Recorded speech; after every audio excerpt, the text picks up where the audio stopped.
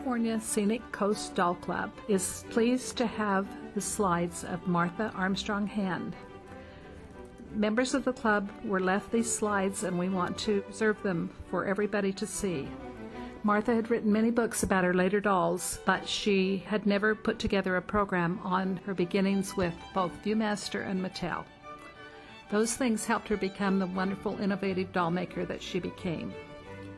We apologize if there are some inaccuracies in this, as we did the best we could from her old notes and slides.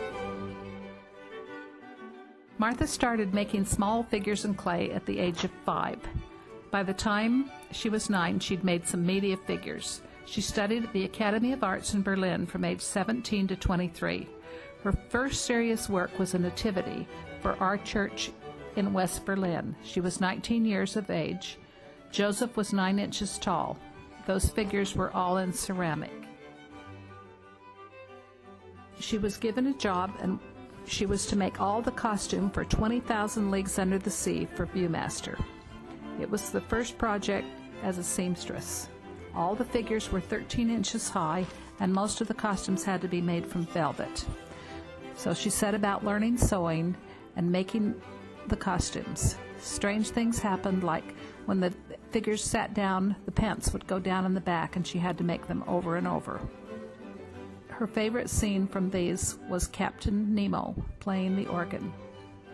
After that time, the sculptor that was doing the figures discontinued working, saying he couldn't make such small figures, and Martha was asked if she could do any sculpting and was hired to do that. Rudolph the Red-Nosed Reindeer rides again.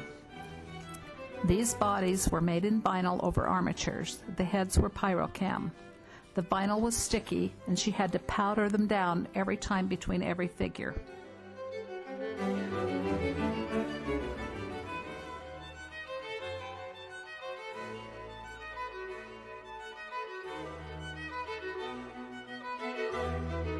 It's now 1955, and Martha was starting on Bambi.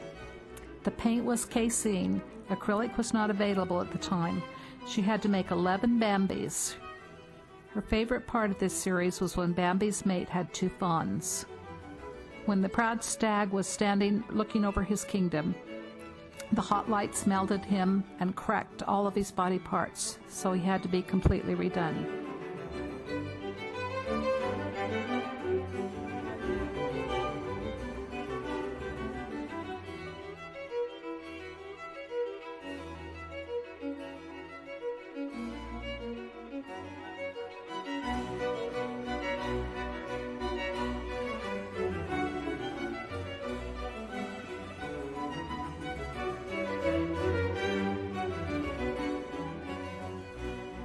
'56 brought Donald Duck. He was a big challenge to make. There were things like balloons that had to be made in small size and be kept away from hot lights, as every time they tried to photograph them, they would pop. In the Flying Saucer story, she had to create 3 sets of Chip and Dale and 3 sizes of Donald Duck. Uncle Scrooge brought another problem. She had to make a donkey to go into the desert with Donald. It was a true test to create a Disney donkey with no models. Her next project was The Littlest Angel, a big jump from Disney cartoons. These figures all had to be accepted by Charles Tazewell, the author. There was a Littlest Angel, a 5-year-old child, adult angels, grandfather angels, and by now sculpting and costumes didn't present a big problem for Martha. Wigs were the problem at this point.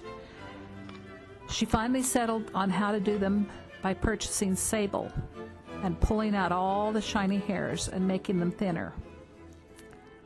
The next challenge was hanging the clouds with the figures in them without showing the construction. She had to use foam over armatures to help them be light enough. 1957 brought the Mouseketeers. She loved the mice and the cat. She had to show these figures to the creator, Mr. Hanna and Mr. Barbara. They were working for Metro-Goldwyn-Mayer at the time.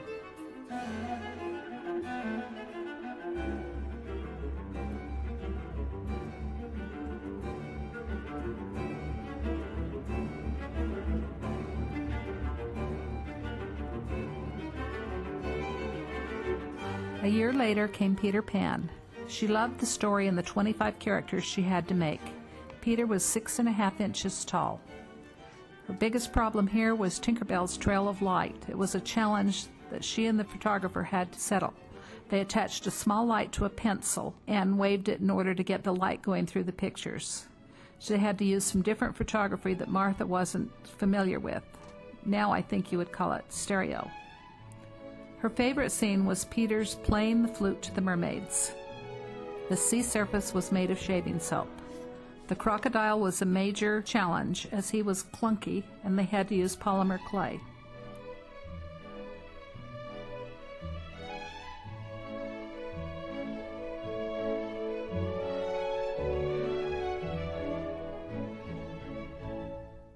Viewmaster was not a year-round job, so she had worked for the movies doing special effects in Tom Thumb and Dinosaurs and the Time Machine. In 1960, she worked for Water Lance. It was fun as the characters did not require costumes or hair.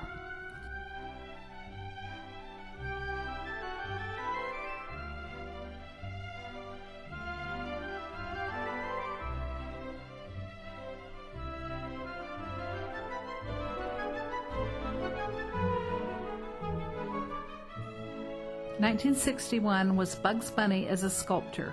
The Chiseler, he was called. The new challenge was Porky Pig. She said it's actually harder to do because he was so well known to people and had to be sculpted like their vision of him. Daffy Duck was much easier.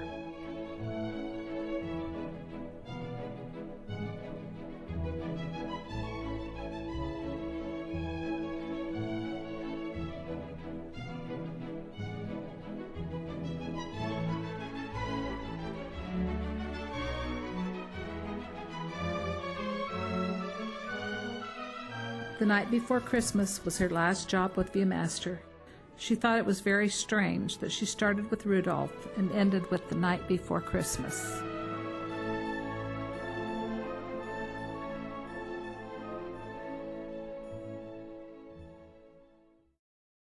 Among Martha's favorites when she worked with Disney were Peter Pan, Bambi, and Donald Duck. That activity got her into Mattel in a roundabout way. Without her knowledge at the time, she'd been placed list at Disney Studios, and an art director at Mattel picked up her name from that list. He went to her house and commissioned her to make a model head for a doll. At that time, she'd never heard of Mattel. She did the head, but did not get the job. But she was still delighted. She made $100 in 4 hours. The head was for Chatty Cathy, and the year was 1960. It wasn't until 1963 that she figured out what Mattel was doing and tried to get a job as a graphic artist. She was sent to Mattel, where a job for a face painter was open. Not an online painting faces, but as a designer of doll faces. Every doll, including Barbie, goes through rituals of ideas, drawing, modeling, molding, and changing. The marketing department and owners determine what should be produced. While I was painting away in my cubicle, a new doll gadget, a burp, yes, a burp, had been created in a neighboring cubicle. Now the burp needed a baby. The handlers had left instructions to model some infant heads while they were traveling abroad, and the whole sculpture department was busy with wrinkled babies. When the handlers returned, they didn't like a single one. New babies were born from the sculpture department, and to my delight, I was asked to contribute to this frantic effort. All the doll heads were wigged and set on temporary bodies, and all the women in the department, about 30 or so, voted. I was told that Mrs. Handler, who owned Mattel, picked up my number 13 and hugged her. I was a sculptor at Mattel. Soon I modeled my first doll, Pat Burp, and was responsible for the head, arms, and legs. The burp was embedded in her body. The baby that originally came out was called Drowsy. He started out with dark hair and ended up blonde. Her half-closed eyes were the idea of an art director who insisted on her, what I thought, silly eyes, which turned out to be most effective. The doll was produced in the same shape for 20 years, and a smaller model with modeled-on hair made it all the way to 1985. Drowsy's head went through many transformations, but the same mold was used. Her head distinguished a walking or skating doll especially used for Sears with her eyes wide open. Drowsy became Baby Colleen and Patootie. Martha's favorite was Patootie the Clown. To make him smile for the happy face was very difficult, and we painted many versions. For some reason, the sad face was easier to paint. If you own a Patootie with a mask, you have a collector's item. As in children's rooms, the mask disappeared first. As Baby's secret, Drowsy moved her mouth and then whispered. It was a true team effort between engineer and myself and took us through many trials. To make use of that mechanism, Baby Teeny Talk was produced as well as a special Red Riding Hood. Baby First Step had started with the walking mechanism and a body was designed around it. Thank goodness I had only the head to do. The body was done by John Gardner, who had to make 7 different legs before he fitted the contraption inside. I would say that the remarkable mechanism that made the doll balance while walking. She certainly became a $1 million baby both in the United States and Europe. In 1965, Martha began working on a unique doll. Teamwork between the engineer and the sculptor were at its best, and the outcome showed it. At first, we called her Baby Laugh and Cry, but her final name was Cheerful Tearful. A child would feed the doll water from a special baby bottle. This filled the little tank in the doll's head, and her left arm was the lever that compressed or relaxed the tank. The genius in this design was the interconnection between the tank and the skin that moved her face in just the right way to make her cry. Cheerful was her normal state with her arm up. When it was lowered, she cried. As inner mechanisms got more sophisticated, every doll show asked for new and ingenious concepts, and the team effort also got more demanding. The next 2 large dolls Martha worked on presented real headaches and also heartaches, if not heartbreaks, as the little monster that came off the final line was unacceptable to the artist. I don't have to say too much. Let you just peek inside of what we called the munching doll. Her official name was Baby's Hungry. Martha's original modeling was lost in the steel mold. Her cold-looking eyes bulged 1/8 of an inch further out than was planned and rolled around in her head. During the munching movement, she chewed more like a cow than a child. After a total failure came a pleasant surprise. Randy Reeder, who started out as a brunette and ended up as a white-haired, broad-shouldered boy. To house a mechanism that moved his lips and eyes, his eyeballs were too far apart and they never focused in any position. They called her Baby Cross-Eyed. Sketchy, who was supposed to draw but ended up doing rubbings, Martha sculpted the complete doll except for her drawing or rubbing hand. Also among new dolls were Baby Kiss and Talk. Mechanisms became simpler. Shopping Cheryl and Busy Becky had simple, grabbing mechanism like tongs. The dolls would have been successful had they not been so expensive due to all the items that went with them. Martha left Mattel for 2 years from 1967 to 69. While gone, she created a doll family, a father, mother, baby, sister, and brother. Originally, she had in mind to have them travel through time, but nobody seemed interested. She tried to sell that idea to Mattel, with a family being neighbors with everyday activities like the father working, the children going to school. Right off, some of the people didn't think the family was a good idea. But finally, after much consideration, they decided that maybe they'd do a Good Earth family. Mattel thought Good Earth was too hippie a name, and after endless searching, agreed on a benign name, the Sunshine Family. That wasn't such a bad name, only somebody's book had the same title, and the suit started. Even though we could prove that Mattel had started the project much earlier in the book, it had to be settled out of court. Meanwhile, the Sunshine Family had fun. They got a farm and a cow and a cat and a dog and, oh yes, grandparents. And eventually they had another child, but in the end they moved into a condominium. This whole development took place over 6 years, and finally in 1976, Mama and Papa did go traveling and helped with the celebration of the bicentennial and were called the Star-Spangled Dolls. The Sunshine Family bodies were used for Space 1999. Martha sculpted the heads of these dolls. During this time, another doll complex was forming. It started with the inventor Eddie Goldfarb. He walked into the Mattel office with a Drowsy filled with beans. He called it a beanbag baby. They were impressed with the baby but thought it was too big, too heavy, and too clumsy. But they made some sketches, decided that they could use a more cuddly body, and they had a winning thing.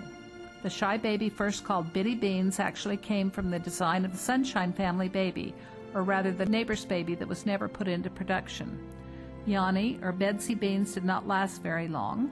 The smiling character took on a variety of names, including Boofle, Punky, the Shy One, and was used for a number of new personalities, Talking Beans, and later Jean, Biffy, Puffin Beans, Crybaby Beans.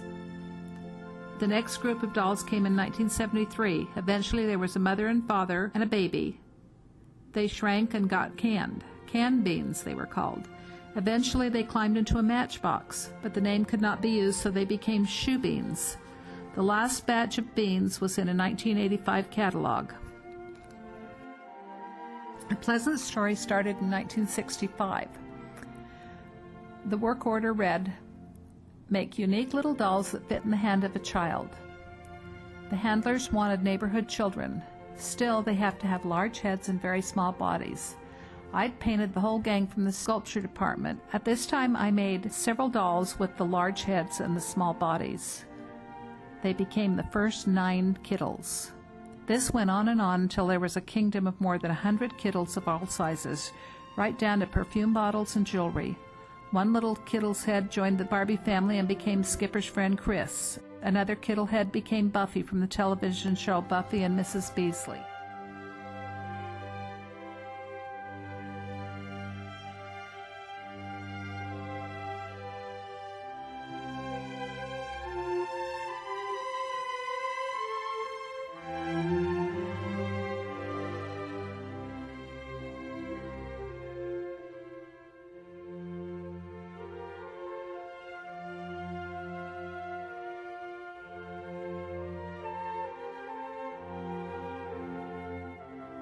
Another little family that came from the Kittles was called Rock Flowers. They were only 7 inches tall. I was excited about sculpting a black female and rather fond of her. The Rock Flowers were supposed to dance on records, and they did. Because they were 7 inches tall, they didn't last very long. Neither did they fit into the Barbie complex, and they were too large for dollhouses. What really put Mattel on the map was an idea of Mattel owners Ruth and Elliot Handler. It was a German doll called Build Lily. Eventually, Mattel bought the Lily rights, and by 1959, Barbie was on the shelves in the United States. Barbie had been advertised on television, and there was quite a run on her. Within 2 years, she was an across-the-board success. Back in Hawthorne, California, artists and engineers have been busy ever since to develop her with new body parts, new eyes, new clothes, and endless fashion. There hasn't been a year that Martha worked for Mattel that Barbie didn't get a new friend or relation. She designed and painted the faces of Midge, Skipper, Tootie, Todd, and Francie, and sculpted Richie as well as Ken's friend Ellen and Skipper's friend Scooter. By 1975, Martha became a consultant with Mattel and moved to Cambria, California. At the same time, she started creating her very own porcelain dolls. When her grandson was born in 1976, she modeled him and presented him in porcelain for collectors in an edition of 25. When the supervisor at Mattel saw her doll, he wanted to make baby Alex Paul for Mattel. I promised him a similar, larger doll and made every effort to make him different from Alex. I even changed the colors of his outfit and blanket, but in the end, everyone thought I had produced Alex in vinyl. Then there was Love and Touch Baby. Love and Touch had its name from a very special vinyl skin that felt soft and good to the touch. A Love and Touch sister followed.